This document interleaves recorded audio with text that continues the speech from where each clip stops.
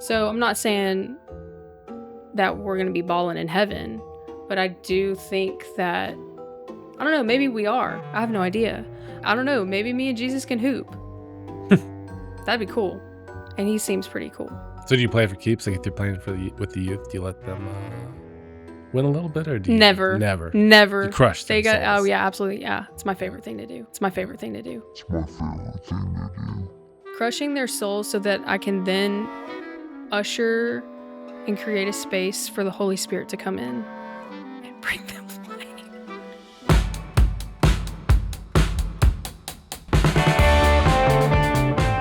Yeah, what is your schedule like anyway, being a youth pastor? My schedule is crazy. I sat down with Jen Mommer the other day, and I was like, because like the last like month I'm trying to set up that new building and stuff. It's like for the youth. Yeah. The youths. For the little youthy babies. Yeah. I would feel you like I haven't call them to their face? Yeah, sometimes they hate it. Or I'll call them little squishes. They really hate that. Yeah. What else do I call them? There's a lot of little names I call them they hate. Yeah. Anyways, I feel like I haven't got any like desk work done until maybe last week. And I was at Jen Mommer's house the other day, and I was like telling her blah, blah, blah. And she's like, we're making you a schedule. And we made a schedule, and I was like, this sounds good, but it's not going to happen. And I haven't used it once. But usually on Sundays, or like I'll meet with students after church or whatever needs to happen, youth meetings that day. And then Mondays, I try to be in my office without interruptions to get work done, desk work done. And then Tuesdays, I'll have meetings like pretty much all day. Thursday, I'm in meeting all day long. And then Wednesdays, we'll do like maybe a homeschool student or two in the morning. And then in the afternoon, I try and just get ready for youth. And then we have youth. Is this counseling? What is Yeah, they're like ministry meetings, counseling or whatever. Or kind of like a discipleship meeting, like for Avery. She wants to be in youth ministry. So we're kind of going through like a little leadership training thing, sort of. Nice. So it just depends on who it is. And then sometimes we have like on Thursdays, so I'm doing the ordination process to be ordained as a pastor at the church. And so Thursdays, I'll do like, we've got services meeting, then we go to staff meeting, and then I'm in one ordination meeting with one person. And then the next I jump with Terrell. So it goes from Joyce and then Terrell. I'm in meetings like all day. I hate Thursdays. Yeah. Yeah, Thursdays are awful. Is the ordaining process through Mosaic? Or yes, it is through Mosaic. Well, Mosaic's non-denomination, correct? Yeah. Yeah. So it's its own structure, entity. I mean, they're literally, I'm like the first one that they've done it with. So they're literally using me as the test model. Case. Yeah. Yeah. I'm always the test case. Yeah. It's fine though. Is it working? Yeah. Working for you? All right. Well, you want to give a quick introduction for the podcast? Yeah. Of who I am? Yeah. Okay. Who are you? Who am I? Where did we find you? Who is Maelee? Wow. Where did she come from? From here in Nacogdoches. Like how much of a... Whatever you want to, like. Okay. What do you do? What do I do? I'm a youth pastor or youth minister. I'm working to youth pastor at Mosaic Church. So kind of just love on the kids at the church, and then going to get like meet kids and stuff like that. Yeah, my entire family's here. I'm from Nac. Went to college here. Yeah, all the things. You're the first woman on the podcast. I am? You are. Yeah. We're bringing some diversity. First woman on the stage at Mosaic, and first woman. On the stage at Mosaic? Yeah. Really? Yeah, I was the first woman to preach at Mosaic. Cool. Ever. Yeah. That was kind of cool. How was that? And Oak Grove, actually, too. That's really cool. That was cool. It was wild. It was a little nerve-wracking. That is cool. Yeah. Yeah. How do you go about preparing for that? Preparing for a sermon? Yeah. Oh, gosh. I think, so it's been a learning process because I am like in seminary school, but I haven't taken any like preaching classes or anything like that. So like I kind of had to just figure it out, how to write a sermon. And during my internship at the church, I would spend a lot of time with like, Terrell or Blake or Kyle or whoever it was. And I kind of would just watch what they did. And then I was like, I hate that you do that. And I love that you do that. So then I would try their little tricks and tips and stuff. But for me, it's usually I always get like a concept from the Lord, I guess you could say. I don't know how else to go about that, but Mm. um Just and like a then broad overview. yeah, So we like talked about muses with Terrell last time. So Mm. yeah, I did watch that. yeah. Yeah. I guess you get muses for sermons too. Kinda, sorta, yeah. And then it kinda just goes from there. And I'll kinda write, like for me, I'll write, like, all my thoughts on a paper. It's almost like I'm writing an essay, and then I just go do it. Mm. So, something about getting it on the piece of paper and me just, like, getting my thoughts out, I can go and just do it. Okay. So, I wouldn't say I really write sermons, No, really. you just kind of I just kinda build a framework and then yeah, and then we're going for it. okay. Me and the Holy Spirit, right here, we're Yeah, going. Yeah, buddies. yeah. I tried so when I did last year at Youth Sunday, me and Terrell got together and, like, tried to build out my sermon and stuff, and he was helping me obviously a lot, but, I was like, it's so difficult for me to, like, conceptualize a sermon in the way that people write sermons. I'm just like, that's just not how I don't know if that's just not how my brain works or what. Everyone does things. I mean, I've done a lot of writing, but not like public speaking with Yeah. that writing. So like Mhm. I'm decent at consolidating my thoughts over a larger manuscript, Mhm. but like packing into a 45-minute essay, for lack of a better term, essay sermon, they're kind of the same Kinda thing. the same thing, honestly. I've never tried that. Yeah. I never thought that I would be public speaking at all because What do you think you were going to be? I have an accounting degree.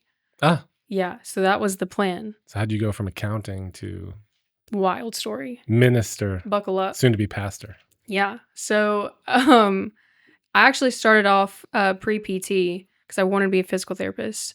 And then my dad, my freshman year of college, got sick with cancer, and so I dropped out. And I lost all of my scholarships, and I was like, I can't go to med school. That's not an option for us.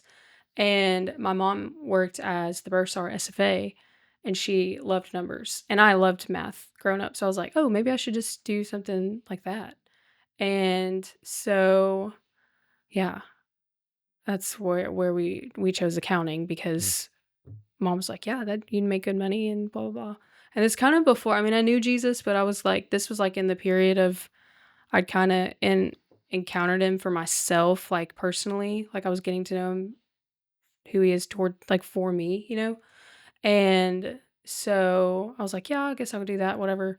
And then my cousin was actually in the youth ministry at Mosaic. And so I think I took her and dropped her off at youth once.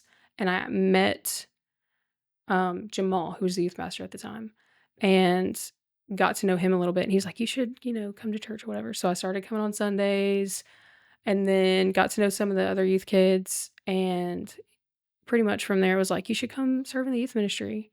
And I was like, I think I could do that. So I did. I went and tried it out and fell in love with it. And I've been there ever since. So it was just kind of like a crazy switch up because I had like 4 different offices at SFA that I could have like taken a job Mm. at and worked up to because of like those people just knew me. Like I had gone in and talked with people about stuff. So like anyways, I think about it sometimes when What life could have been. what life could have been like, Mm. how it would have been differently. Completely it would have been so different. Less meetings, maybe. Less meetings, Maybe. my A lord. lot of accounting, though. I'm yeah. not sure which is more And exciting. now, like, Terrell, he's always like, you need to get a side gig. And I'm like, okay. I'm like, I don't want to do that. But he's, my mom thinks that I'll like do a accounting side gig or something. And I'm like, that is the last thing on earth I want to do. Like, I hated nothing more than my accounting classes. Mm. Awful. Like, Because I hated it. It was awful. what Like, specifically did you hate? everything about it. Everything about it, like from knowing, because you're not really doing math. Like, you're not really doing the fun stuff. You're like learning laws, tax laws, or whatever, and you're having to know all that stuff. And it's just not as fun as one might think it would be, actually. Not cute, not fun. So is youth pastoring fun? I love being a youth pastor. Like, it is the best thing. This is going to sound so corny and like a youth pastor thing to say, but it is the best thing on the planet, I think. I love it. I think I kind of nerd out about it.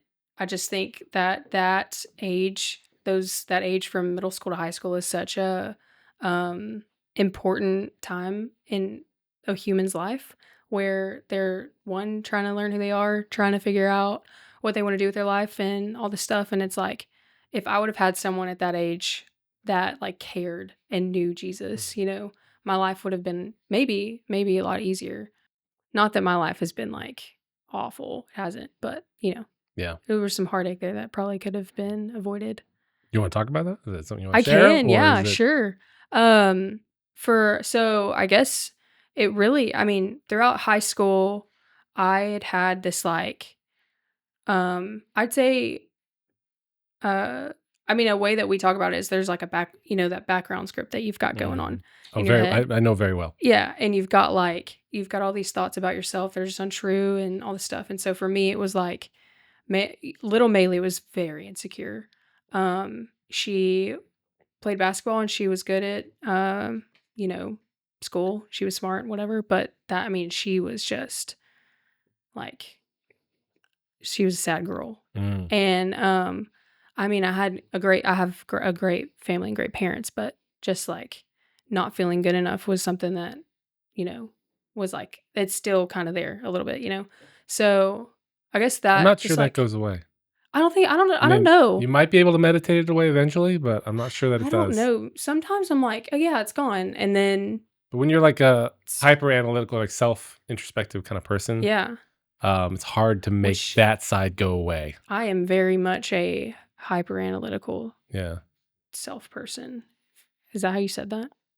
Introspective. I think it said self introspective, but I think That's how you that's said- also redundant. It should just be introspective. Yeah. Okay. It's like saying irregardless. Right. Maybe.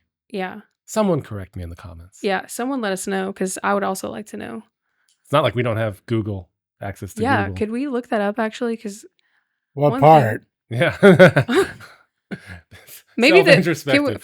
can we start with the irregardless part? This might not be good podcast time. Irregardless is not a word. That's not a word. That is not a word. Okay. Regardless. But people say it as if it is a word. Yeah, and they're wrong. That's wild. I do stuff like that. I can't say all those people are incorrect. And okay. It's akin to spelling you're wrong, like Y-O-U-R. Okay. Spelling it the possessive or or you are. Yeah. I gotcha. Conjunction. Maybe interesting. Hey, it is correct. Okay, yeah, you were right. That's perfect. Examining your own thoughts, feelings, and behavior to gain better understanding of yourself. See, that's a positive thing. Yeah, that's good. Yeah. The problem is it can be used very negatively. Mm-hmm. If you're an unhealthy person, it's going to be. Yeah. Yeah. So for most of my life, that was terrible because I was not a healthy person who knew Jesus well. We just watched Inside Out too. It's kind of like that. Yes. That movie makes me cry. The first one or the second one? Both of them. Yeah. Both of them made me cry. Yeah. I think it was just like the thoughts. But the second one where, who was it? Fear and anxiety show up. Mm-mm. And then Joy is like pretty much telling them they have to like go away. Mm-hmm. Like they're not. I was like, oh my God. It's the Holy Spirit right there. Speaking through Pixar? Yeah. Man. Yeah, that brought me to tears, honestly. Yeah. So anyway, yeah, you were... Little Maelee was... Yeah, Little Maelee was very, very sad, lonely, insecure girl. And she was like, I was like constantly trying to get approval, like to prove those thoughts wrong. Whether it's from my parents or my grandparents or my my coaches, whoever it was, friends. And I guess somewhere along the way, like when my dad got sick was when I really it was like the first time I was like, God, if you're real, I like kind of hate you because this is awful. Like, I don't want to lose my dad. Like, he's done nothing wrong. Like, he's like one of the best people on the planet. Like, And so I had a moment with the Lord where I was just like angry. And I grew up Church of Christ. So being angry at God was like, you're going to go to hell. You know what I mean? Like, that's just what I thought. Unacceptable behavior. Not that anyone told me that or anything. It's just, that's what I grew up in. And, so like, I don't know. It was just a moment where I was just like, I was angry and I was frustrated. and I didn't know what was real and what wasn't. Because I'd read scripture and I'm like, he's good here to these people, but like what's going on? Anyways, and so, but that moment opened up something in me that is so mysterious. The way the Lord works is just wild, and I'll never no one will ever understand it. It's beautiful, but it literally felt like I was being hugged, like, and I heard the Lord, like I felt the Lord say, like, he's gonna be fine. Like I want you to trust me. And then I went, like, I mean, he went through the treatment for 6 weeks, and like all 6 of those weeks were I was so positive. I wasn't like scared that he wasn't gonna be fine. It's like I knew. And my mom, it was like to the point where my mom was like, I remember she'd come home and me and my dad were joking because my dad's a really positive guy. Like he's just like, yeah, the Lord's gonna take care of me. Like it's awesome. And my mom's the worrier. Not that she's like lacking in faith. She's just a worrier. And so me and my dad were like joking about the fact that he had cancer, which, is kind of like, why are you A joking little about macabre, it? but It's just also whatever. gallows humor gets you a long way. It in does. life. And it gets Maelee a long way. Like me, I've got to have yeah. So I can tell you dark jokes. Oh my God, yes. I love it. I love it. It's my favorite thing. But we were joking about it and my mom stopped and she was like, this is not funny. Like, I don't know why y'all are joking about it. Whatever. And me and dad were just like, I don't know. We're just not worried about this, Anyways, from then, like, I was like, I want to know who Jesus is. Like, How old were you? I was, 19 or 8. No, I just turned 19. Yeah, when this happened. Yeah, 19. And so I was like, I want to get to know who Jesus is for me, like, because I think there's something that I think I'm not understanding, and so that's kind of like when I went on this whole thing of just trying to understand, uh, you know, who he is and like why did he die and like what does that mean and like what is the gift that he's leaving us? Why is it better for him to go away? Because I mean I knew all that stuff. But it's like I don't think I'm living my life like that stuff is true for me. So what was your perspective before that? Like having grown up Church of Christ, like sounds like you all were always in the church. Yeah, so my grandpa was actually one of the preachers at the Church of Christ that we went to on East Main. And so I mean, I've grown up in the church my whole life. I think that I knew all the basic things. There's like God loves you and, he provides for you and Father, Son, and Holy Spirit, but like Holy Spirit was like weird and not existent. No music allowed, right? Or no music. No instruments. Absolutely not. No, absolutely not. Yeah. No, we would sing straight out the hymnals, which is beautiful actually. And I sometimes miss that. I know that's wild. Maybe you can convince Jordan to do that. I don't know. You Maybe. might be able to get him. Jordan, if you're watching, can we get rid of the band for once? Just once. Just have a little moment. Yeah. You can sing. You can lead it. Yeah, he can. Yeah, you can lead it, my guy. But like, let's just have a moment where we're just all, yeah. Yeah.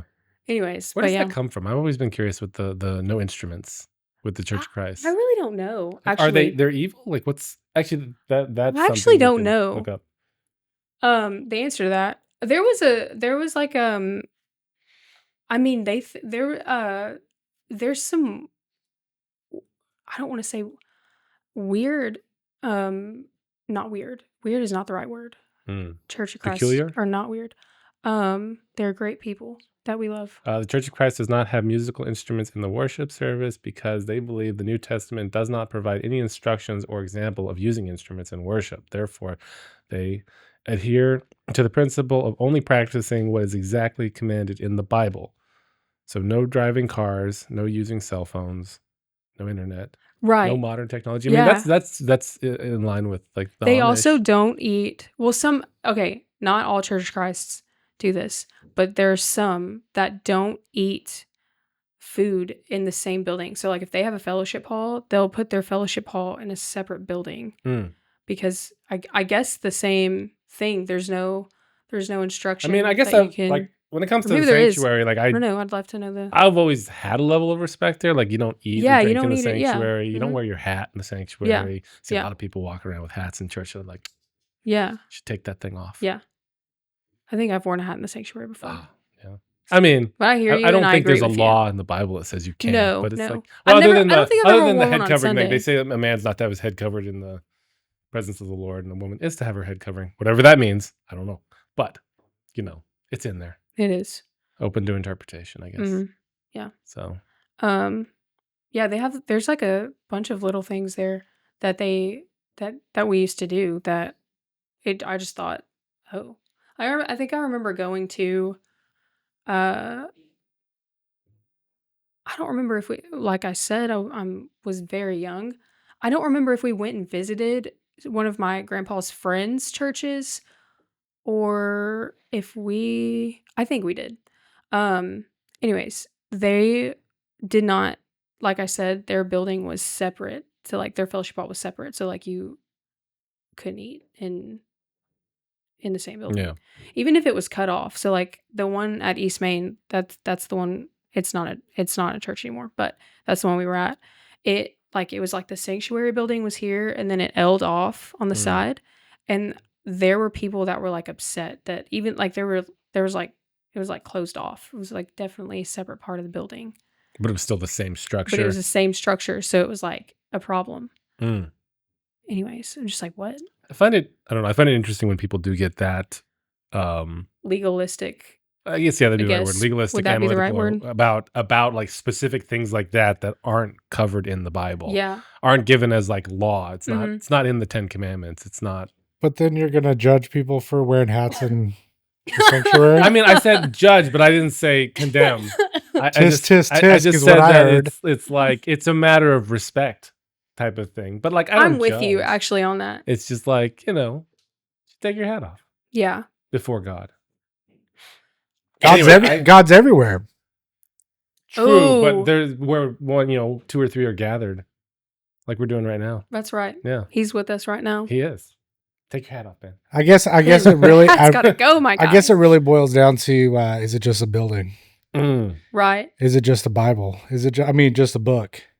Well, it's a tool, and if the tool is serving its purpose, then it has more meaning than if it's not serving its purpose. To a degree, I'm right there with you. I'm not abdicating, tearing pages out of the Bible to roll up doobies or anything. You know what I'm saying? That doesn't get That's it crazy. doesn't make good rolling paper. But Have you get tried what I'm that? saying. I have not, but Mm. I know the onion paper is probably not going to make a good joint. Probably not. Probably not. Anyhow, I derailed you. You were talking about your transformation, like when after your dad's cancer. Yeah. Your new perspective on God. Yeah. So my new perspective on God was just like, I mean, it was I began to question all of the little things that I like never had been given space to question. Does that make sense? Like, So, for example? For example, a big one is, the thought that I couldn't be like angry with God. And I was. So I felt like I was going to go to hell. There was like a little piece of me that's like, oh, I'm out of luck here. It's over for me, And I think that moment, and then me knowing, I mean, I know the Lord met me in that moment. There was just something about God showing up there and being good and sweet and gracious. Whilst I'm like angry and I was cussing him out. Like I was angry. There was just something so mysterious about that I was like, I don't know at all who this is and what he has for me. And so, I mean, obviously now, like, I don't know how many years later it is, 7, 6, something like that. I have gotten to taste the goodness of the Lord and his faithfulness. And I mean, his character is just so good that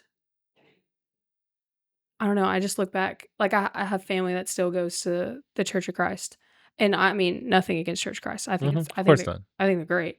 I mean, obviously, I love my family, and I think they're awesome. But sometimes, like me and my uncle will have a conversation here and there, and he'll say something, and it gets me thinking. It's not that I disagree with him or anything, But we were talking, God, I can't even remember what we were talking about over Christmas or Thanksgiving. Doesn't matter. But he'll say something and I'm like, it's just like a thought that I have. I'm like, I don't think you understand how much he actually loves you. Like, I don't think you understand that you actually like get to make choices and have authority on this planet, like Mm. that God's given you authority to like make choices. And we were actually, I do remember we were talking about the will of God. And it was like a lot of people think the will of God is talking about like God's got a plan for you and like, doesn't matter. He knows what decision you're going to make, whatever. I knew you from the womb. Yeah, I knew you Stuff, from the womb. Yeah. Which he And said to Jeremiah only. yeah. Yeah. And it was actually me and my mom. We were talking about this a couple months ago. And she was like, "Do you not believe that God knows everything that's going to happen in your life?" And I'm like, "No, I don't not believe that. I just think he's greater than, I mean, he's not up there playing puppets. Mhm. Like I'm not his puppet, He's given me the authority and the power to make decisions on his behalf, like on this earth. And I get to choose whether or not that decision is gonna align with the heart of God or not." Um, and so it kind of just got us in this conversation of talking about that. And she just like could not wrap her head around that. And so I said, I was pretty much saying like, I'm trying to remember exactly how I said it.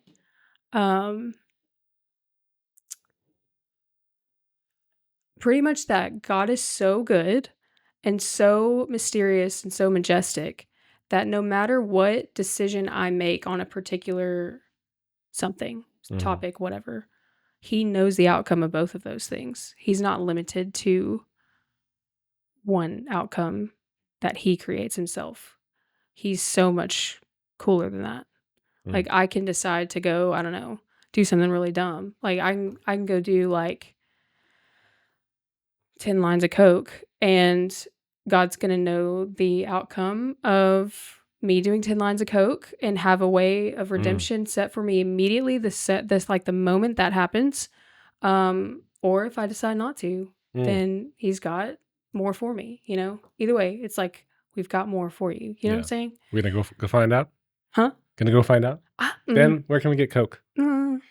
I'll take a Coca-Cola. Do you have a source? That one's a tough one. A tough one. That's a tough one. Too bad. It's all contaminated with fentanyl. That's a problem. That's days. oh my gosh. Honestly the biggest reason not to get into drugs. Do you want to these talk about days. that? Because let me tell you, these youth kids, I've seen it all. Okay, especially this past year, I've seen a lot with the youth kids that I never thought I was going to see. Just like y'all The are good Christian youth kids. Yeah, they're wild. Which I was wild. I'm not judging them. I love them. I think they're awesome. But they're my favorite. Little squishes. Little squishes. But little squishes are doing the drugs. They're doing the things.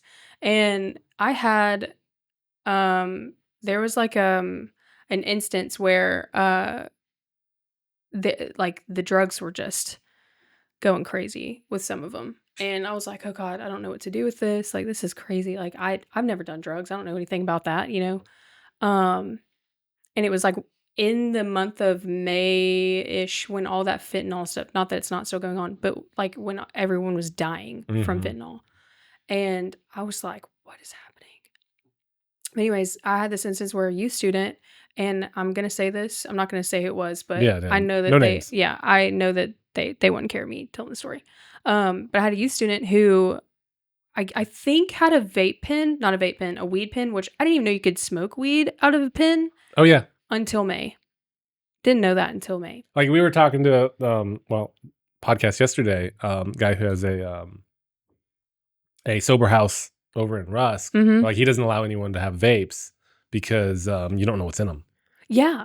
Can be anything. So she, is smoking the vape or whatever, the weed pen, and tests positive for everything. Like everything you could think of. And I was like, oh my God, you're lucky to be alive. It's just wild to me. That's crazy. Like awful. And then kids are like dealing it at school and stuff like that. I'm like, what is happening? That's wild. I don't feel like that was happening when I was in high school. It was happening in my high We were, school. yeah, It was?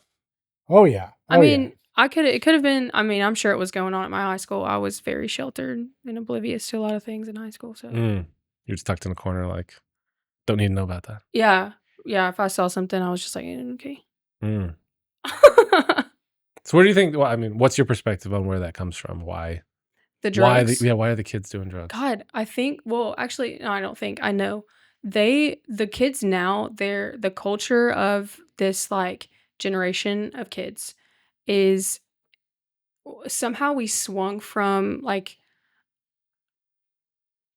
being embarrassed that you have anxiety or whatever or depression, and we swung from that to now it's cool that you It's have a it. badge of honor. And it's like everyone's got it because Well, badge of honor is wrong. It's probably more of a, it kind of, it's the victim mentality though. It's like, yeah, it I have is. a It problem and you is. have to accept me for my problem Yeah. and my the problems that I cause Right. through my problem Right. have to be accepted by you and allowed. Yeah, that's exactly it. So it's So we've like, excuses. yes, Yeah. exactly.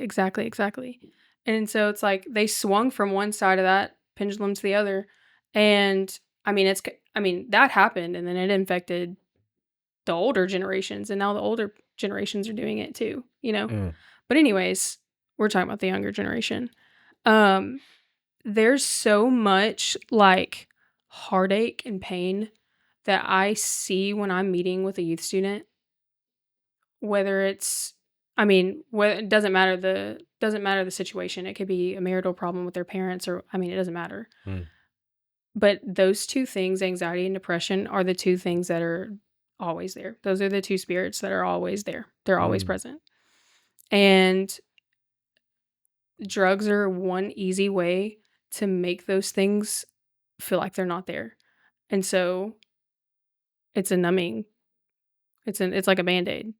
It goes away for a little bit and then comes back and then you're thinking again because these kids are like in their heads thinking. That's all I ever hear is I just can't stop thinking this or I can't stop the thoughts or whatever.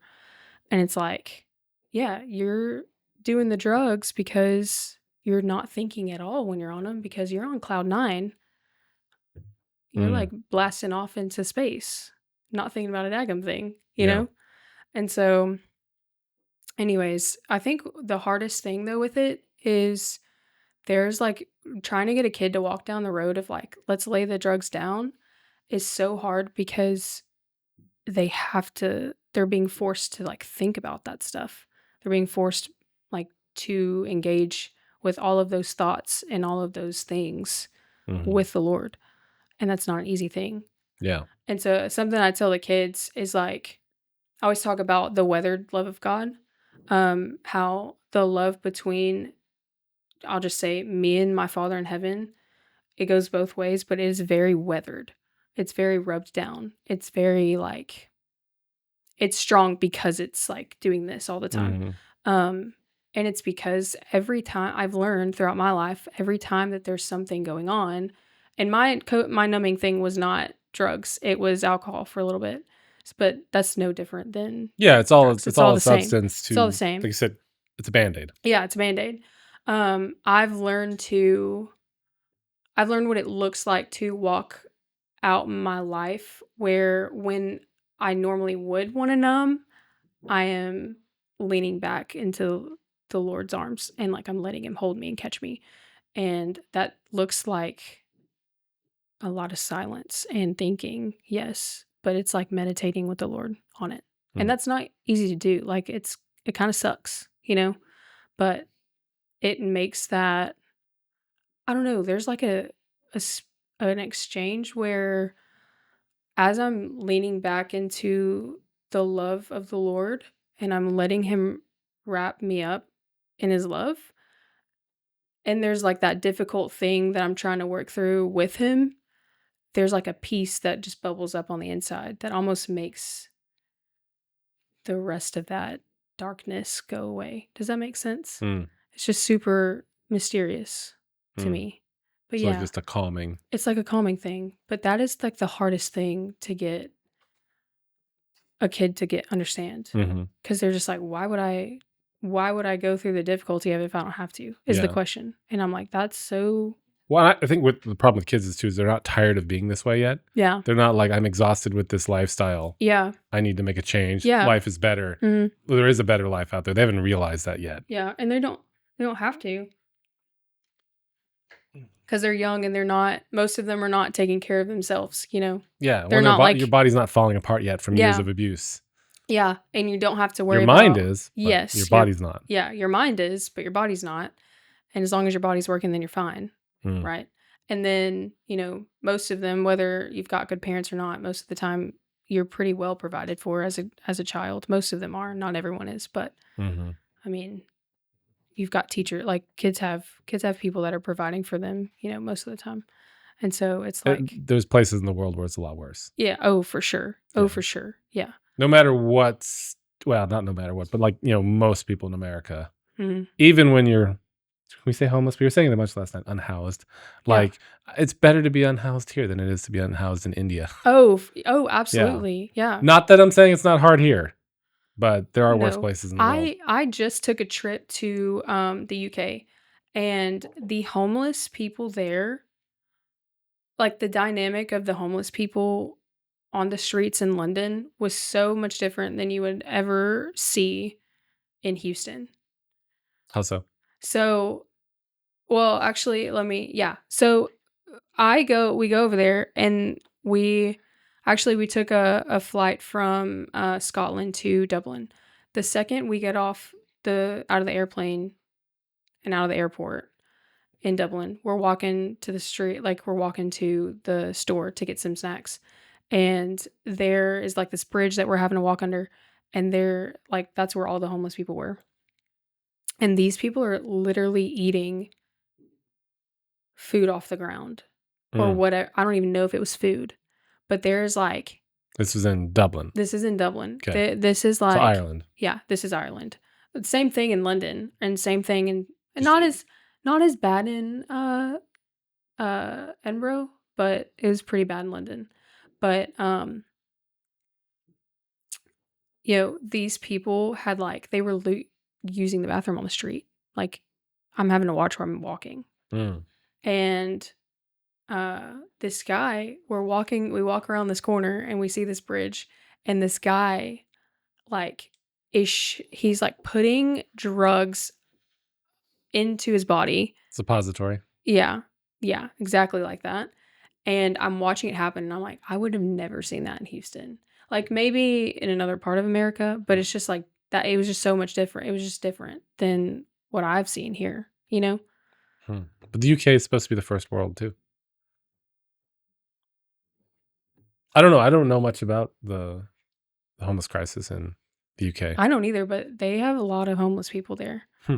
And like, even walking through London, people would tell us, we would go into like a pub or something, and it's quite obvious that we're not from there because I do not have the accent. Mm-hmm. And so we would get to know some of like the people or whatever, and they'd like say, okay, don't bring your phone out on the street because the homeless people will take it and sell it for money. Mm. And so I had a crossbody bag, and I put my phone, and I like had to hold it like this the whole time because people were like, you could see them, they're watching you, and they can pick you out. It was wild. It's so different. The UK is currently experiencing a significant homeless crisis with record numbers of households seeking support from local authorities due to the threat of losing their homes, primarily driven by the shortage of affordable housing, rising living costs, and the inadequate housing benefits, leading to a large number of people living in temporary accommodations or sleeping rough on the streets. According to recent data, over 320,000 households in England alone are considered homeless. Gosh, with the number continuing to rise rapidly. that's crazy. And what's the population? 80 million, I think. I think the population is around 80 million. Jeez. 68. 68 I was million. only off by 12 million. It's a rounding error. I'm just impressed that you knew that. There's no way I was bringing that, gonna get anywhere close to that. So, the United States has a larger homeless problem than the United Kingdom, but the UK has a higher rate of lifetime homelessness. Yeah, these people, that was another thing. These people were older people. They weren't young people. You know, they were like old. Not all of them, but there were. I just feel like Do you see any homeless youth you could help? In the UK? Yeah, seeing as that's your... Seeing as that my thing? That's your thing. Actually, no. They weren't. They weren't really young at all. None of them were. Anyway, going back, you mentioned abuse and trauma as a spirit. Do you think that's a spirit, or do you think that's nurture? Abuse and trauma? I think that's what you said. You didn't say trauma, but you said anxiety and depression. Anxiety and depression. That's what you said. Are spirits. Mm-hmm. Do you think it's a nature thing or nature or what do you mean by that question? What do you mean by that? What do you mean by nature? I mean, where do you think those things come from? Oh, you said the word spirits. Yeah, I did. Yeah. So there are, like, how far do you want me to get into this? However far you want to. Okay. There are, I feel like some people disagree with this, but there are, when we talk about the demonic realm or demonic spirits, there are spirits who their job is to absolutely terrify you. There's some spirits who they're trying to steal life from you by causing you to be anxious or causing you to be depressed or, I don't know, causing, I don't know, like trying to think of other things I could say. Anyways, any kind of internal something, anxiety, even stress, even if it is like, I mean, addiction, like all of these things that could go with it. That is just, when I say spirit, I mean that is the lane that they're using to steal life from you. Does that answer the question that you're wanting? Yeah, I'm curious in your perspective. Okay, yeah, that would be it. So when I say, like, you know, a spirit of anxiety, I mean, like, there's a real demonic spirit that you are engaging with that is feeling like anxiety, and that is the thing that's stealing life from you. And then you've talked about having personal experience with that and then alleviating that through meditation and yeah. There was a period of anxiety specifically. There was a period of my life where I thought, so growing up, I thought anxiety, people, when they would say I have anxiety or whatever, I thought it was some BS, just to be so real. I thought that was dumb, and you get over it, like, move on. You know what I mean? That's just how I was. Sometimes I still can be a little tough like that sometimes. We're getting out of it. I think a place for... There is a little... Well, yeah. It begs the question with regards to modern medicine and why there's such a prevalence to chase after medication to resolve anxiety and depression versus... Yeah. Well, you shouldn't feel this way, so let's throw a pill at it. Right, because it's a health issue. It's not a spiritual issue.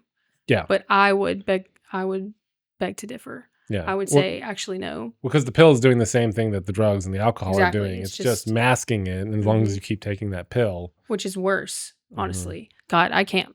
Now, there are some people with go on a tangent about there are people with severe medicine. depression. Yes. Who, like, they just don't feel better without it. Yeah. And I'm not saying don't. Yeah, I'm not saying don't. But I don't know. We're all about tangents here. Oh, God. Let me tell you, if a student comes in, and not even a student, I mean, my friends too, and they're like, I think I'm going to get on medicine or whatever, and that comes up, there's like an anger that, like, rises from the pit of who I am. That makes me so mad, because I'm like, this is not just go to the doctor and let's fix it. You're missing the opportunity to get to know who God is. Like, you're missing an opportunity to let the Lord move in your life. Like, I think that's what makes me angry. It's like, don't just immediately go to taking a pill, because it does numb it and make it better. Like, and that's what you want. But if you're wanting a life of freedom and breakthrough, the pill is not going to bring you breakthrough. It's just going to keep you in the same place. It's a Band-Aid, not breakthrough. And no one wants that. Mhm. No one actually wants that. There's no life in that. Yeah. There's like glimpses of goodness and a little bit things get a little easier, but like, ugh, Yeah. I I think there's definitely a problem in the West too, where the less external stress you have, the mm-hmm. more internal stress you generate Yep. inside you. Mm-hmm. So yeah, the life is easy in the West. Yeah. It really is Oh. for the Oh majority yeah. of people. And there's something about mankind where we seek out stress Mm-hmm. and conflict. I know. I don't get that Well, and there's a reason that you like stories, you literally don't have a movie or a story without it. without conflict. Mm-hmm. It's not a story without Mm-hmm. it, literally, by Life would be definition. boring without conflict, honestly. It would be. But I then why do we seek it out to our own detriment? Like, it's almost like we can't Yeah. live in paradise. I think I don't even know if it's like, that's almost like the entire story of the Bible. Yeah. Yeah. But then we're supposed to go to paradise Right. after that. So, Mhm. do we bring that conflict with us? Like, certainly, I wouldn't think so. I don't think so. I think that there's like I think the conflict is human nature. Hmm. Because we're in need of a savior. Interesting. I do. I don't think it's I think you kind of said how'd you say that? You said we seek it out. Mhm. I almost don't think it's a choice. Yes, are we making choices to seek out conflict and Well, the desire. Like, our desires and temptations tend not to be choices, right. and we can deny them or pursue them. Right. That's the choice. Mm-hmm. I think it is like human nature on the earth to create conflict in our lives because that's the place where God can move the most. Mm. Like, if you didn't have it, there would be no need for God. You know what I'm saying? Maybe. I Does that make mean, sense? it takes a really devout person to continue to pursue God when there is no conflict in their life and life is Right. easy. Right. Most of us find God when we're down and out Yeah. and things are tough. Yeah. But do you think there was any conflict before the fall then? You think Oh no, I don't know. before No. Adam and Eve ate? Well, actually, I don't know. I don't know because I think that there's something that you have to think about is those Adam and Eve were given the choice. Like they were given the authority to make choices. And so, if Eve easily made that choice to eat a piece of fruit, there had to be some kind of conflict. Like, I'm sure Adam and Eve gotten in they had to argue about something. I don't know. Maybe Bible not. doesn't cover it. They had to. But maybe. I mean, we don't know what was really said when Eve comes over and is like, "Hey, I took a bite of this thing." And Adam's like, "What? God told me not to do that, and I told you that God said not to do that." And that's why the snake's like, "Surely God didn't tell you." Right. Because God didn't tell her. God told Adam. Well, you even think about I think about, when that does happen, there's like this thing where Adam should have been leading Eve or whatever. That is a natural place. There just had to be. That's like an immediate argument right there. Mm.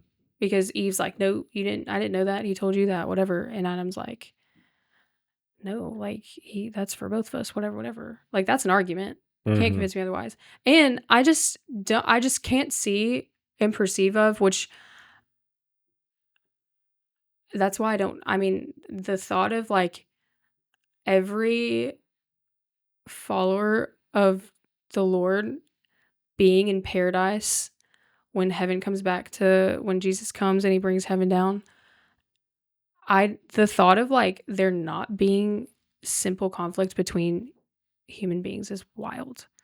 Yeah, it's hard to even. I can't even conceptualize that. Yeah. That's crazy to me.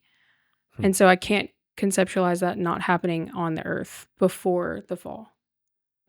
Not saying it did or didn't. There were a lot less people, though. There were a lot less people. There was only 2, but 2's enough for an argument. You know what I mean? It only takes 2. It only takes 2. So, I don't know. So, bring it back to with regards to the Bible, right? Being angry at somebody and not sinning. Oh, yeah, be angry and sin not. So, Anger is not a sin. Anger's Right. not. No. To a degree, I mean, you can still have conflict, right? Oh, for sure. And Yeah. not sin in a perfect heavenly world. Mm-hmm. Sure, but where's the conflict coming from? Because conflict comes from disagreement. Mm-hmm. And disagreement means you're out of alignment in your view of reality. And if God's the ultimate master of what reality looks like, and then Mm-hmm. in paradise, you're all in alignment with God, or heaven, Mm-hmm. you're all in alignment, how can one then have conflict? I think about like me and Unless it's matters of art and subjectivity. Like, we can disagree about art and like yeah, have conflict over that, but it's doesn't matter. We're not talking about something concrete. right. It's purely subjective. Yeah.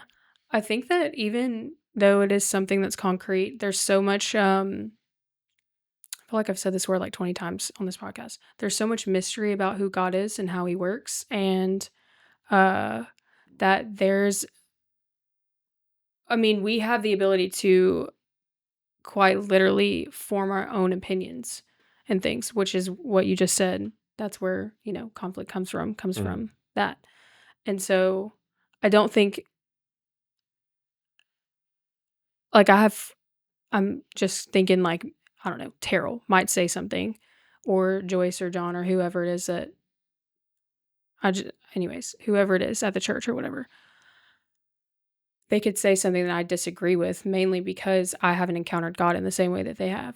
Like, I haven't encountered the Lord in that way. And so I might not see that particular thing the same way they do. Yeah. Not that they're wrong or I'm wrong or who's right or whatever. Yeah. It's just that you is could both be wrong and you could both be right. right. That would be like a place of easy disagreement, which would then not always, could lead to conflict. So I don't know. I think that in the end, yes, will we have like this moment of enlightenment where we get things and like we might have some more understanding, yes, but I don't foresee our ability to create our own opinions and thoughts. I don't foresee that going away.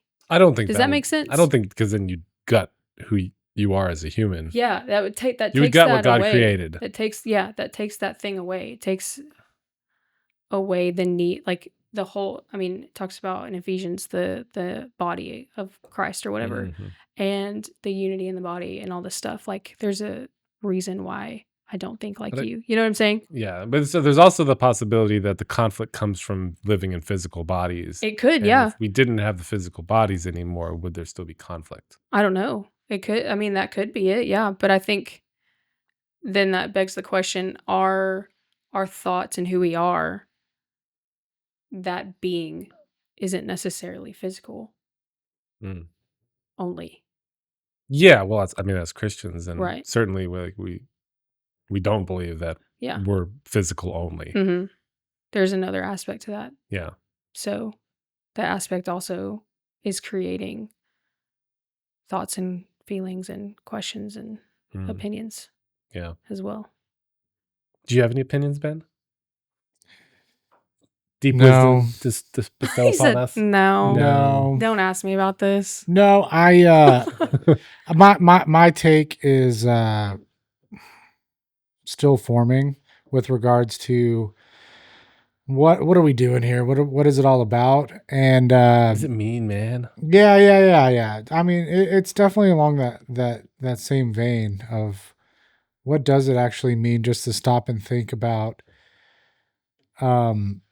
the afterlife, goals, having, living in a heavenly kingdom, and hopefully aspiring to your true purpose and what God created you to do, and having dominion over that realm, and then a new earth when earth is finally rebuilt, and you know what I mean? Mm-hmm. So to mix in conflict and to mix in that, it brings up, the Bible also does talk about having new bodies. Mm-hmm. So you mentioned earlier about is having a body directly connected to that.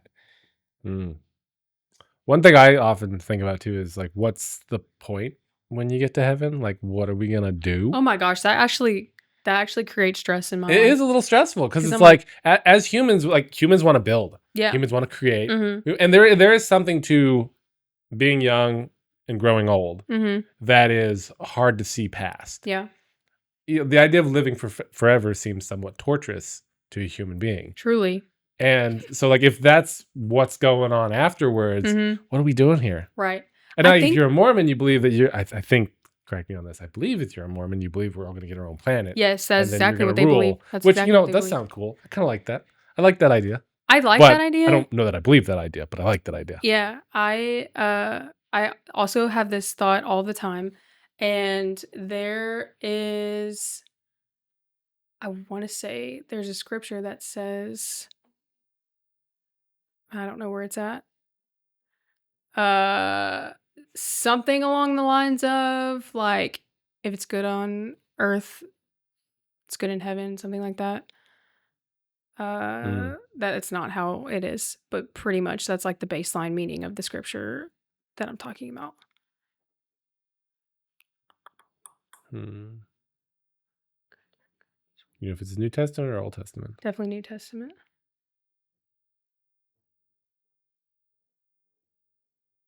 Scrub, scrub, scrub. I should know because I went on like a whole thing on this particular thing with this particular scripture like 3 years ago. Maybe you should preach a sermon on it. Maybe I should. Might have to come back for that. I'm gonna have to go back in my notes and find that scripture. Anyways, pretty much what I concluded in my own thoughts through this was, I don't think that God, like, I think he sees the desires of our heart, right? I think some people think that desires are bad. When we hear that word desires, it's like, oh, it's bad. But it's like, no, like the Lord in heaven has created desires for you and placed them in your heart for a reason. Now, desires do go bad when they are sought out and without their, I don't know, boundaries, if you will. Well, also if they're in conflict with what is good and holy. Right. Yeah, exactly. Yeah. But if you go back to the Old Testament when you were at the feast, like you were to take tithe money for tabernacles and spend it on whatsoever your soul lusteth after. Is the language that King James uses. Right. Which it was primarily talking about like your feasting, so food, drink, strong drink, all that kind of stuff. Yeah. Let's have a good Probably time. not hookers. Probably not those. I don't think that's what God was going for. No, I don't think that was a thing. Some people might. I don't think it was. No, but what I concluded about this was that it got me thinking about the desires of my own heart and in my life and stuff. And I don't think that the Lord doesn't care about every single little thing. Like, I don't think that at all. I think that he loves the fact that I nerd out over basketball. That I love basketball. I think he loves that about me. And I think he cares deeply about that thing. And I think that there's a way for me and the Lord to connect in that one little vein of who Maelee is. You know what I mean? And I don't think that is such a sweet thing to think about. I think about, like, I don't have kids, but I think about if I had a kid, even if I love basketball, maybe he or she loves soccer and I hate soccer, but I'm going to do whatever I can because I love the fact that they're so excited about soccer, right? I don't think that those little sweet moments, I don't think that goes away. So I'm not saying that we're going to be balling in heaven, but I do think that, I don't know, maybe we are. I have no idea. I mean, what does balling in heaven mean? Like playing basketball in heaven. Oh, ball. Okay. Quite literally playing there's basketball. multiple ways Sorry. you can take that. Yeah, I'm like balling, like we're balling, man. No, like playing basketball. Just because that was the example I used. But maybe we will. Like, I don't know. Maybe me and Jesus can hoop. That'd be cool. And he seems pretty cool. So I don't know. If heaven comes to earth, it'd be super weird for all that stuff to go away in my mind. All of that, those good things to go away. Well, it certainly seems to indicate on the new heaven and earth that there will still be construction and building and and society. Right. And economy. And economy and all that So stuff. I just feel like life is going to look different, but it'll be very similar baseline function, but much, much better. Mm. I think that's my hot take on that. Good hot take. Thank you. We'll clip that. Clip it. That's my hot take. Clip it. Mm. So how does one reach the youth? Oh my gosh. You know, it's actually so easy. You just got to make them feel really loved and cared for. That's it. Mm. Because that's all they want. Because most of them are seeking attention from the world because they don't know who they are yet, which builds a natural insecurity in them. And trying to figure that thing out makes that insecurity worse almost. And so that comes out in them seeking the attention. And so if you are someone who can just simply be there and show up, be consistent, show up and love a kid, and then when they're talking to you, give them their full, like your full attention, whether it's a stupid conversation about, I don't know, a joke or a story or whatever, they're going to feel like that's how you reach them. It's being very intentional about how you engage with them, which I think it's exactly what Jesus did with everyone he encountered, you know?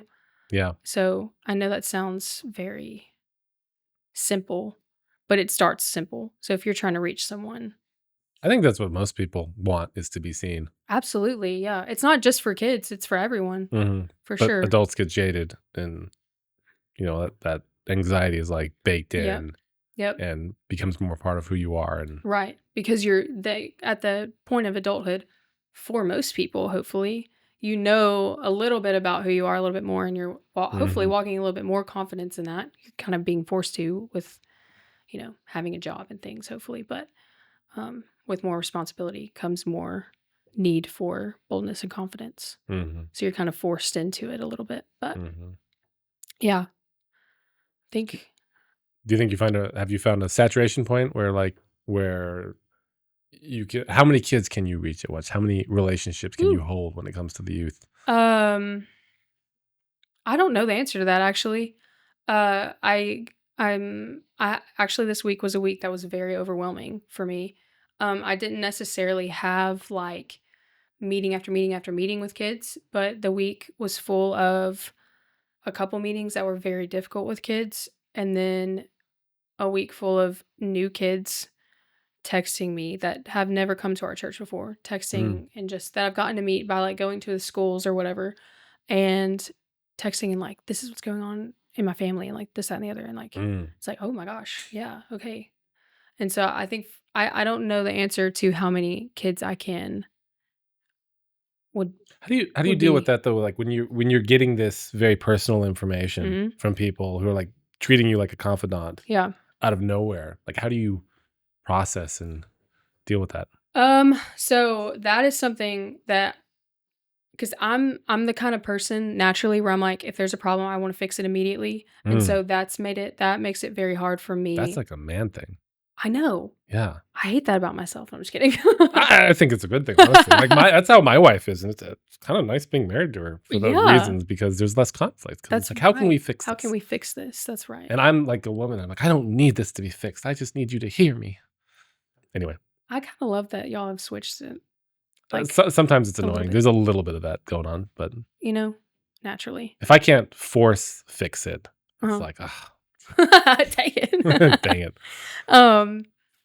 Yeah, I guess because I am that way when immediately when someone comes, which I don't do this much more, but immediately when a student comes to me with a problem, I'm like, okay, in my head, I'm like, okay, so like, how are we gonna fix this? Like, what are we gonna do? I that forced me into an unhealthy behavior where I would like carry that as my own problem to fix for probably a year of ministry. And so the Lord, I kind of had to walk that through with the Lord of like, learning what it looks like to walk away from youth, and youth stays at youth. Leave work at the Leave it at, workplace, not bring it home. yeah. And it's harder I think it's harder because I love these kids so much. Well, it's such a You know, personal it's job. such a personal It's a job. relationship-based job. Yeah, and so when I hear something difficult about one of the students, it hits me, and I'll weep for an hour or two, and then and I've done that quite a few times this week. Probably I've done that 4 days out of this week, just because this week's been hard with the kids. Like the kids are going through some things. And so, but I've learned my kind of like what I was talking about earlier. In those moments, it's like those are the moments when I'm meditating with the Lord. I don't have a better way to say that other than meditating. But those are the moments where I'm like, okay, God, like this actually sucks for me knowing about it because I love this person, but I know it sucks for them. And like, I'm going to trust you with it. And so there's like an exchange of like, I'm going to sit and quietly like lay this down at your feet and trust that you have better for this kid, you know? And so I've learned the Lord has taught me how to do that. And so I have this like, I'd gone through a season where while I was learning this, that the Lord had kind of told me, breathe. It was like a breathing technique. He would tell me to breathe in the promises that he has and breathe out the stuff that he doesn't have for me.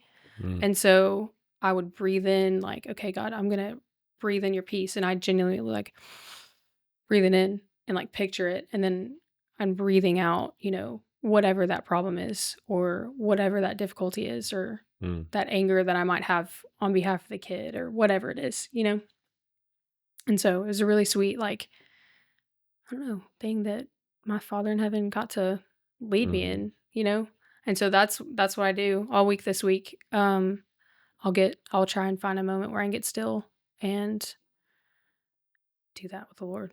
Yeah. Yeah. Between meetings, Which never happens. So it's always like at the end of the day and I'm like in the car on the way home and I'm you can do it mid-meeting. During the meeting. There was a meeting this week when we wept together, me and the kid did, because it was so tough. And I was just like, it's so at a loss and just was like, I felt defeated because I was like, I have nothing for you. Like, this is awful. I'm so sorry. Well, you're there for them, though, which is kind of your ultimate job, right? Is to be there for the kids. But that background thing is like, that's not enough. Oh, you need to fix this. Yeah. Gotta fix it. it. You're not doing enough. You're not doing enough. You can do better. Yep. Yeah. But like you're doing everything that you need to do. And ultimately what matters is where the kid is 5 years from now, 10 years from now. And then they remember Maelee, and Maelee was there for me through that hard time. Yeah. And made me a stronger person. Right. Yeah. So, yay. Yay. Ministry's fun. That made it sound like ministry is awful. Ministry is so fun. Yeah, well, it's certainly one of those things you have to be like truly passionate and devoted to, and in obedience with God. Because if you're not, when you don't like it anymore, you're going to quit. Oh, for sure, yeah. Obedience. We talked about that yesterday. Gosh, obedience or just that? Obedience too. We talked about all of that. Yeah. Oh gosh, it was a good podcast yesterday. I'm pumped to watch it. Yeah. Ooh. Hey, Maelee. Yeah, what's up? Not giving any spoilers away. What is the future of the youth group with Mosaic look like? You guys got stuff coming up? Plug the youth group. Plans? Plug the youth group. Well, find us at Mosaic NAC. No. I think for something I really felt last year I wanted to do with the kids. See, there's an Instagram right there. At Mosaic Youth. Go follow us. We do a lot of do a lot of posting. I do a lot of posting, yeah, and it's always goofy stuff. At meetings and posting. Memes are my favorite. That's my favorite one right there. That Thanksgiving dinner. Hilarious. After I posted that, it looks as if Ivy's flipping the camera off, and she's not. That just happened to be the photo. I think she's like making sunglasses or whatever. She was covering her eyebrows. Gotcha. Anyways, someone had commented on it and was like, Maelee, why is Ivy flipping the camera off on the youth page? And I was like, oh God, I'm leaving it on there, but she wasn't. Anyways, I think last year, what the theme of our year last year was the year of breakthrough. And so the Lord had taken our kids through a year of where like he was breaking off anxiety, depression, like addiction, all the like a lot of stuff. He was like he was setting them free. And after that, we like went into the summer and we were trying to serve. So we picked up serving at Village Knack a little bit and this, that, and the other. And through us doing that and me watching the kids be so excited to like serve together. And I mean, they're so cute. They're like a little family. Like outside of youth, those kids would never talk to each other because they just shouldn't. You know what I They mean? shouldn't? They should. I mean, like cultural norms, they shouldn't. You know? Gotcha. Like in a class structure? Like in a class structure. Like if they were in a high school and those kids were all in a room, they would not talk to each other, you know, normally. But I think through like watching them walk in that authority, walking out the freedom that God had set them free from, I was like, I felt nudged to do more. And so some cool things that we've got coming up are we're going on a mission trip to Guatemala, taking these hoodlums there, little squishes. How many hoodlums? I think we've got 7 going, so it's not too many, but still, the thought of taking them to the Wave Conference stresses me out. Now I'm going to take them to an airport and take them out of the country, so. To Central America. Pray for me. Yeah. Yeah. Have you ever been? I haven't, no. Part of this was a little selfish because I wanted to go. You picked Guatemala because you wanted to go? Well, John and Joyce go, and I guess they know the people that are there. Say, is there a team there that's gonna? Yeah. So I think we're literally staying at an orphanage, and we're just working there. And I think John goes there a lot. So does Joyce. So that's kind of how they're like, we think that you would love this, and I was like, I do. I would love it. Let's do it. Also, like we can bring some kids, I guess. So that's the cool thing that we're doing, and then we'll keep on doing as long as they all come back. Yeah, as long as they all come back, and mostly in the name of Jesus. Like there's that one that I don't really like too much. Let's leave him behind. Yeah. No. Just kidding. That, and then we go to a conference every summer. Wave summers are like our fun times. The spring we do mainly is like very it's almost like teaching heavy.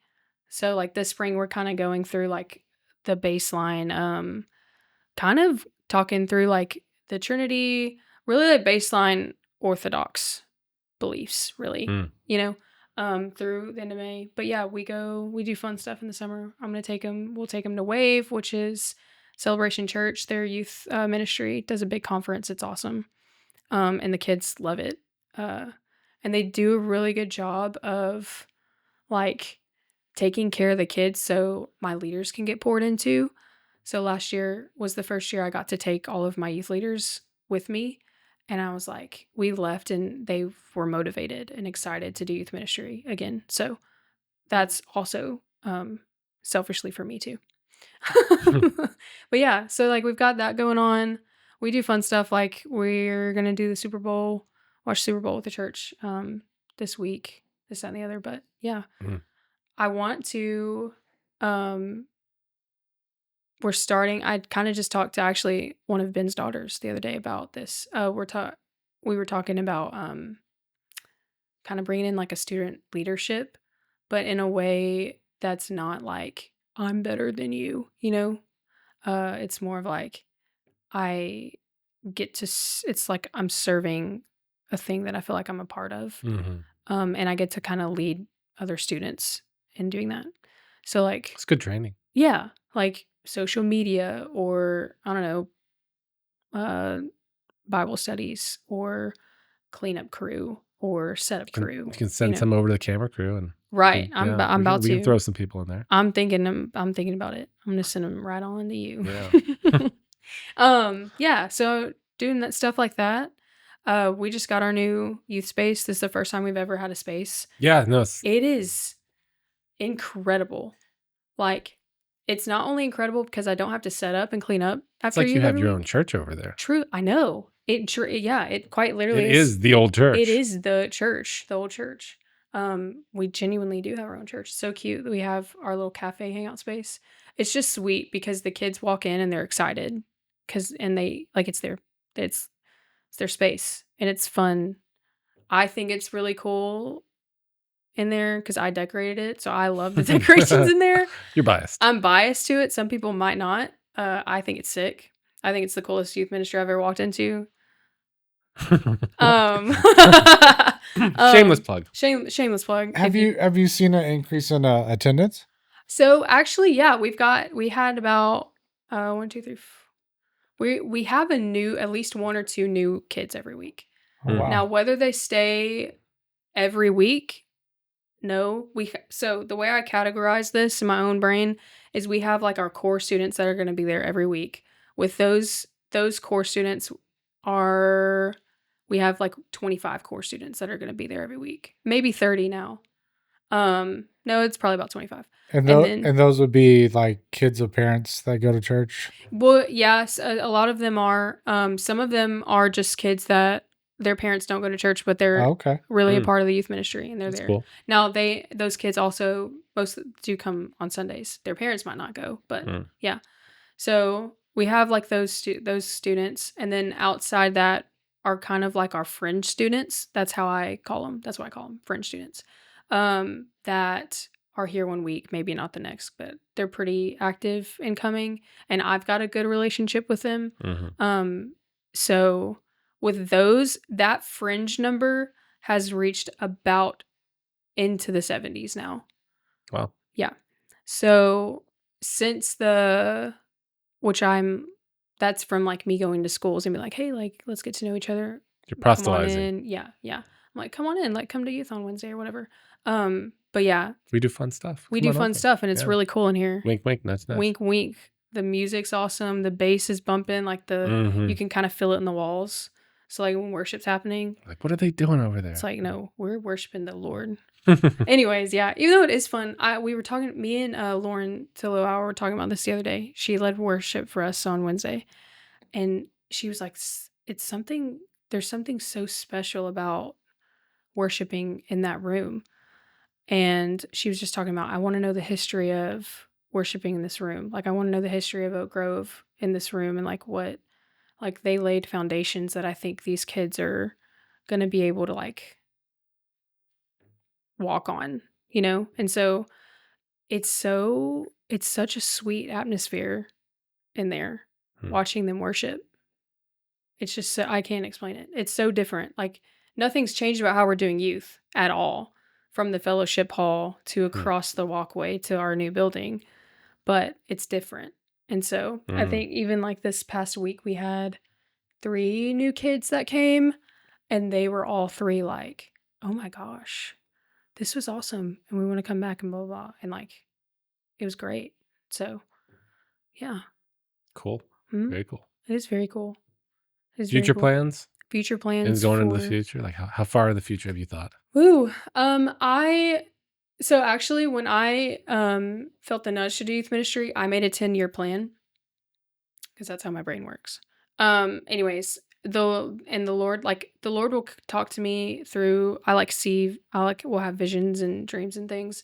And so I'd seen some things that like, I was like, oh God, I think you're promising me something here. Like, I think you're promising on behalf of the youth ministry, us something here. And so, which those things are the only reason why I've stayed in NAC. Like, the only reason. Because I'm like, if that's what God's going to do, then I want to be obedient to that because that's awesome. You know? But anyways, one of those big things was kind of like a student center for kids that is not just a youth ministry. It's kind of like a youth ministry in Nacogdoches that supports all the youth ministries in NAC. So it's not like anything that would take a kid from another church or anything. It's like Mosaic Youth was struggling for a while. Like we had 2 kids, and like the youth ministry for a while there was not flourishing. And so that big youth ministry thing, that student thing, would be a way to assist and bring life back to a youth ministry that's struggling, or provide something. But yeah, I think that's the biggest dream. I don't know if that technically falls under Mosaic Youth, but that falls under Maeelee's youth ministry dream. Mm.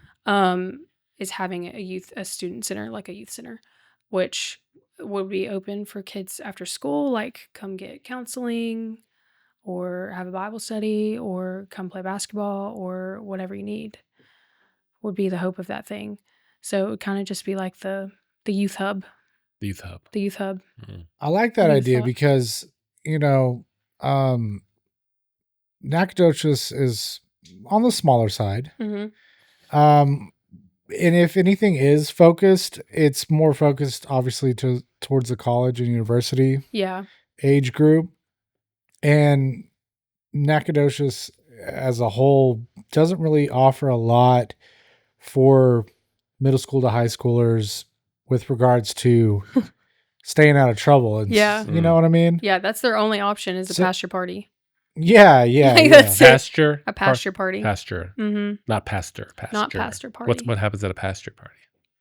Usually a bonfire and drinking, probably some drugs, probably some other things. Most definitely some other things. Not good things. Not good things. Not good things. Yeah. There really isn't anything in NAC. So I don't know if that's, I think that's another thing. Why is that? Why is NAC a dead zone? I really don't know. I think it's because it's so old. Because there's the amount of people who are like moved to NAC and I love NAC and it's like, I found this home and God wants me here. Like there's a lot of those people, but then it's still this void of things to do. I think it's because, and maybe that's why people come here. Hey, now we are getting an Aldi. We are getting an Aldi. We're moving on. I know we're moving up in the world. I genuinely think it's because of the people that run the city. There's like a want to preserve the history. Oldest town in Texas. Yeah, which is good. Yes, preserving history is important. Like, let's do that. But let's not do that out of fear of things looking different or changing too much. Let's do that out of wisdom. Let's be smart with it. So I think that, meaning like, I think they'll make decisions on like, okay, let's not put a golf course in, or even a restaurant. Or a restaurant that's whatever, I mean, they're kind of whatever. And I know, like, having been around here for 25 years, like, there was definitely times in the past where everyone went to Lufkin. Yeah. Businesses went to Lufkin because they couldn't do it. Because they couldn't do it here. Yeah. They won't let you. Even like downtown here, it's like, if you buy a building here, you can't do anything to it. And I get it in downtown. I get that because there's a look to this place that you want to preserve that. I get that. Yeah. But like, even like, I can't imagine the difficulty of even trying to put a business downtown, because it's like, are they going to let you do that? Yeah. Most of the time, no, probably not. Anyways, I think that their want is good to preserve the history of the town. I think that they do it and make decisions based out of fear instead of out of wisdom. So that's my thoughts on that. Maybe we need to have a call out to some local government. Let's find some Christians. Yeah, let's go. Let's do it. Yeah. So you going to a game after this? I am going to a basketball game. Who's playing? So I went to school in Central Heights, and so the two head coaches for the boys and girls out there, I know them pretty well. And I've gotten to know the girls basketball team pretty well just because I'm like, I'll go to practices and stuff like that. But the boys are playing tonight in Lufkin, playing PCA. So it's their last game before playoffs start. And I'm going to go. Did you play basketball? I did play basketball. So that's why you love it. That's why I love it. Yeah. Man, I love basketball. What do you love about it? God, I love everything about it. What position? But there has to be. I was a center. Or a post. Some people call it a post. But sometimes I'd pop out to the wing every now and then. Just depends on what was needed or who was hurt or whatever. And then sometimes I just did what I wanted. So, yeah. Amos, you play basketball? My dad played basketball. And then he made us play basketball a little bit. But you didn't like basketball, though? I'm baseball. I like baseball. You like baseball? Yeah. My mom wanted me to play softball so bad, and I was like, nope, I'm playing basketball. That's too slow. Man. It's I'm with you. It's a sport of, I do love trying it, to find but the right way to put it, but it's like a methodical sport. Yeah. It's very, very skill oriented in that moment of skill when it comes Yeah. to pitching or swinging the bat Oh, for or catching, sure. Yeah. it's peaceful. I find baseball I think what I do like is I like it's peaceful and then extreme moments. And then it's of like, it's like a hit workout. yeah, okay, you know what? Yeah. I'll give that. Whereas I like the agree with you. basketball's like in soccer, just constant running back and forth. Yeah. Oh, I hate soccer. And I wasn't a good shooter either. God. So I hate soccer. I lost most of the time at horse. Oh no, I was winning all the time. You're winning all the time. I was winning all the time. Yeah. Me and my cousin Seth, he he would come down for he still talks about it to this day. He would come down for like Thanksgiving, Christmas, whatever, and like that was our thing. We would play, and we there was a third cousin who's around our same age. Her name's Jessica, but she was like not trying to play basketball with us. Anyways, me and him would play like pig or horse or something, or we'd just play 1-on-1, and he still talks about how I just would absolutely Swamp him. Mm. Yeah. So do you play for keeps? Like if you're playing with the youth, do you let them win a little bit, or do you Never. You crush They their got souls. yeah, absolutely. Yeah. It's my favorite thing to do. Your favorite thing to do. It is. It is. Okay. Crushing the souls of the youth and in basketball. Yes, crushing their souls so that I can then build them back up. Usher and create a space for the Holy Spirit to come in and bring them light. Isn't that kind conflict? Gaslighting is not the right word, but like manipulation, maybe bit, something there. Persuasion. Let's use a positive word. Yeah. Okay. Persuasion. Yeah. You got to teach them life is hard. That's right. Right. When you get out there, people aren't going to let you win. They're never going to. I'm not letting anyone win. So. Ever. I'm too competitive for that. I'm not. So no participation trophies. Ever. No. Don't give me. I don't even want one for myself. Don't give me that. That's good to hear. I don't want that. I hate. Hate's a strong word, but that's how I feel about it. Hate is a strong word. We weren't allowed to use it when we were kids. Really? No. My parent, if I was talking about someone, I would never. We were definitely taught like we weren't allowed to promise, and we weren't allowed to use the word hate. Yeah. It was very much a culture of be careful with your words, and let your yay be yay and your nay be nay. Yeah. And honesty, and don't say things you don't mean. Yeah. Yeah. How about I bet? I bet we do. Well, actually, that I probably got in trouble for that a couple times. But I've never gotten in trouble. It slipped by. Like now it's like I'll say that, but saying the word like I promise, like that's almost like a pathological, like I can't do it. You cannot do it. I can't promise things. Oh, okay. Or swear, or like I just say I'll be there, and then I'm there. Generally, Ben, right? I'm there. Yeah. Today we had to move it up a little earlier because there was a conflict with Galentine's. That's right. The wife needed. Like, what's Galentine's? That's what I said. And Katie's like, what's wrong with you? Why don't you know these things? I'm just not the Galentine's girl. I mean, I'm not the Galentine's guy, apparently. So. I would enjoy a Galentine's. And Mosaic's women's ministry is going to have an incredible Galentine's. What is Galentine's? So Galentine's is a thing that most of the time single women do. They'll have Valentine's Day, but together because they're sad that they're not having a Valentine's Day. So they created a Galentine's Day, which is the same day as Valentine's Day. So, however, like I guess our Galentine's is full of women that are married, right? I guess whose husbands don't do Valentine's. I don't know. Well, are they double dipping? I think they're double dipping because it's on the 7th. Yeah, they're double dipping this. I think this was just like. This is an opportunity for all of the women at church to get together. Yeah, that's more what it's about. It's a connect group thing. So that's for sure. They're definitely trying to double dip. They're trying to give each other presents and gifts and then also receive them from their husbands. And chocolate. Never say no to chocolate. Never say no to chocolate. I love chocolate. What do you think about Valentine's? What do I think about Valentine's? I don't know. I just watched this video. They're about kind of like, I guess, the birth of Valentine's Day, being from Saint Valentine, who was like big on love. Like, so it's Catholic. Like love was his thing or whatever. Like he was like pushing the love of God, whatever. Not whatever, but you know what I mean. That's an important thing to do. Okay, sorry. Anyways, pretty much that's like, to sum it up, is what the day is I've from. never looked at the history of Valentine's Day. There's a video. I just watched it. The staff watched it the other day. I don't know why, but we did. It's like mandatory viewing.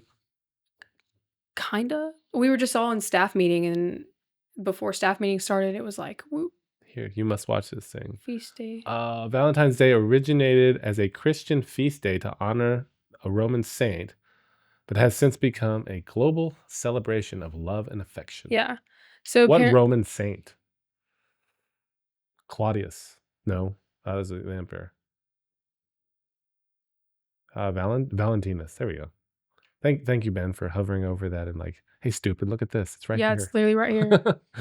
I can't even see the hovering. Oh. I'm a little blind. I can see those words though, so that's good. It's good that you can read. It's good that youth pastor can read. That's good. Yeah. Sometimes I can't, and I have to go get my glasses. Mm. But yeah, we were watching the video, whatever. I'm not a big fan of Valentine's Day. Okay, I am, but I'm not. I mean, the thought of getting like flowers on a day sounds great, but I think the thing that Valentine's Day has been turned into is stupid. It's commercialized. It's so stupid. Yeah. It almost makes me angry because it's like we are picking one day of the year to show love and affection and make that a big deal, but it's like that is the baseline of human existence, is because like we exist because God loved the thought of us. Like so like let's not play it up for a day and then the next day go back to fighting and being angry and all this stuff. Yeah. Yeah. So hot take, Valentine's Day, if it could just be every day. Chocolate every day. Maybe. And flowers. I mean, we can do that. Yeah. We can do chocolate and flowers every day. But the concept of Valentine's Day should be every day. I think Hershey's would be on board. Hershey's would be on board. Yeah. Reese's too. Yeah. And, Reese's on Valentine's Day? Oh, don't give me a Hershey's bar. Give me heart-shaped Reese's on Valentine's Day? Yeah, I want that. Reese's are the superior chocolate candy. We should do a segment. What makes Maelee angry? We should. I've said that a lot today. I'm not an angry person, people. I swear. It's more like this thing really grinds I'm really this grinds my passionate gears. about this. This thing, like I dislike this thing. Yeah. Yeah. Yeah. What makes Maelee angry? Yeah. Next time we'll do that. Yeah. And I'll bring a list. And we can eat Reese's Just a little together. homework. Yeah.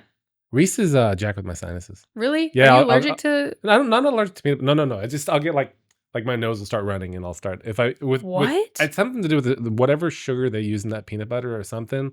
Like messes with me a little bit. Wild. Okay. Yeah. So I like the taste. I like a fast break. I really like a fast break. Okay. But I avoid them because I've never had one of those. They're good. You should try one.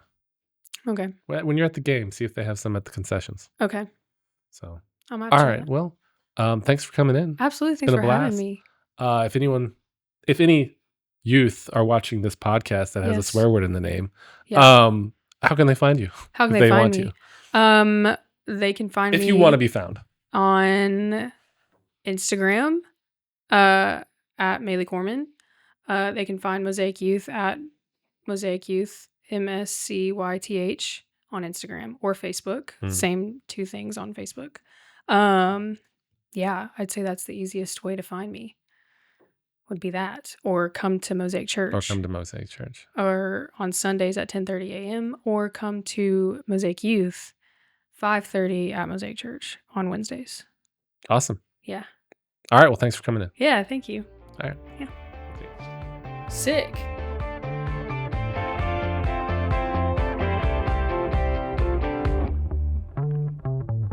I can't. Sometimes I can't ever get a read on you. I like being unpredictable. Unpredictability is a good quality to have in maybe the production of a podcast, maybe, a screenwriter.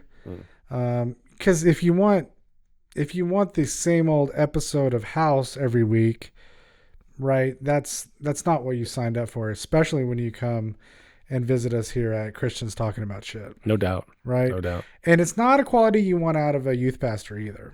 Unpredictableness? Being a parent of youth and you being a parent of soon-to-be youth. Soon-to-be. I thought this was a great episode to just really get to know who is, essentially teaching my children, Hmm. and see what kind Well, it's of, good to know their thought processes, and yeah, it's nice that she's down to earth, yeah, you know. yeah, And I love her passion. I love the fact that she's it fell out of my head. Darn it. I like her emotional connection to the youth and how seriously she takes it, what they're going through. yeah, And I think with, as she matures as a minister and a pastor, that will only deepen and grow more. right, right. No, it was a great episode. I think we could definitely expand on a lot of topics that we kind of scratched the surface on. Once again, probably one that we're going to need to have back and have some deeper conversations with. Definitely. Yeah. So, where are we available, Ben? Hey guys, for anybody that's watching us on YouTube, please go over there, give us a like and a share, subscribe to the channel. If you're listening to us and you just found out that we have YouTube, go ahead and yeah, put it on the TV, put it on your phone while you're driving. I don't care. Put the playlist on repeat and just mute the tab and just let it roll. No, that's true too. Or listen. You can do that too. Yeah. But above all, you know what? You can find us anywhere that you get podcasts. But we do want to start getting a little bit feedback, get some comments, and see what exactly you guys like about the show, what you don't like about it. Not necessarily that we'll listen to you, but Am I good at taking instruction? yeah, yeah, I think so. I think we're a good team. I think we work good together, and we've got some cool things coming down the pipeline soon. So stay tuned for that. I like that I make you do this part because I've never been good at plugging. I'm No? Captain Undersell. Agreed. Mm. Agreed. All right. See ya.